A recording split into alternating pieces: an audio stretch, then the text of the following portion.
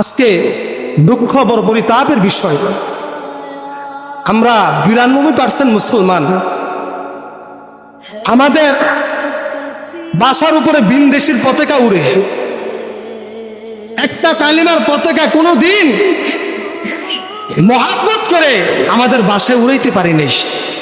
বরঞ্চ গতকালের ঘটনা দেখলাম, যাত্রাবাড়ি ফ্লাইওভারের মধ্যে কালেমার পতাকা কিছু মাদ্রাসার ছাত্ররা এটা উড়াইছেন। এই পতাকাগুলি কিছু কুলাঙ্গার, আমি তাদেরকে কুলাঙ্গার বলবো। একজন ইমানদার কোন কালিমার পতাকার সাথে দুশ্মনী করতে পারে না। তার ভিতরে যদি ন্যূনতম ইমান থাকতো সে কাজটা করতে পারতো না। সে চিন্তা করতো এই দেশের ভিতরে অসংখ্য বাড়ির উপরে ভিন দেশের পতাকা উড়ে, এবার নবীর কালিমার পতাকা আজকে উড়ানোর কারণে তার ভিতরে বড় জ্বালা হয়ে গেছে। তার ভিতরে ইহুদি খ্রিস্টানদের কালচার ভালো লাগে, বোঝা গেছে নামে মুসলমান, সে কামে মুসলমান হতে পারে না, ঠিক কিনা?